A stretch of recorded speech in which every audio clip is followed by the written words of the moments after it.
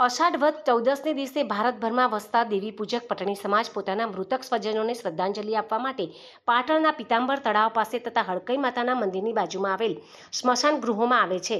તેના ભાગરૂપે તૈયારીઓ પૂરજોશમાં ચાલી રહી છે। પટણી સમાજમાં પ્રથમ દિવાસાનું વિશેષ મહત્વ રહેલું હોય છે। તો તાજેતરમાં અમદાવાદ વિમાન દુર્ઘટનામાં મૃત્યુ પામેલા નાનકડા સ્વર્ગસ્થ આકાશ પટણીને શ્રદ્ધાંજલિ આપવા માટે તેમના સ્નેહીજનો સહપરિવાર સાથે પાટણ મુકામે આવવાના છે। તો વર્ષો વીત્યા હોવા છતાં સ્વર્ગસ્થ સોમાભાઈ ખોડાભાઈ અડુસિયાવાળા 50મી દિવાસાની સુવર્ણ શ્રદ્ધાંજલિ આપવા તેમના પુત્ર પેન્ટર ગોવિંદભાઈ પટણી ભારતીય લોક સંસ્કૃતિના દર્શન કરાવશે। દિવાસાના કાર્યક્રમને સફળ બનાવવા રામચંદભાઈ પટણી, આઈએ પટણી, દિનેશ એસ પટણી તેમજ છનાભાઈ પટણીએ ભારે જહેમત ઉઠાવી રહ્યા છે। પાટણ નગરપાલિકાને ખૂબ સાથ સહકાર પણ મળી રહ્યા હોવાનું હડકઈ માતા પ્રગતિ મંડળના પ્રમુખ રામચંદભાઈ પટણીએ જણાવ્યું હતું।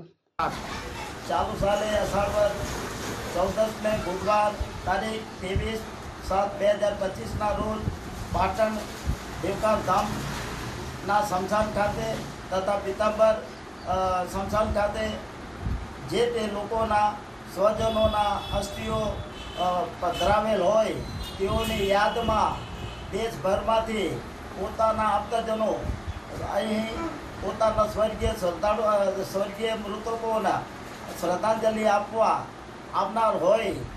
આમ હજારોની સંખ્યામાં આ શ્રદ્ધાળુઓ આવનાર હોય તેઓને કોઈ પણ પ્રકારની તકલીફો ન પડે, હાડબાડી ન વેઠવી પડે અને સુખ શાંતિથી પોતાના સ્વજનોને શ્રદ્ધાંજલિ પ્રસાદ, અગરબત્તી, દીવો, ધૂપ અર્પણ કરી અને પોતાના આત્માને સંતોષ થાય તે રીતે પોતે પોતાના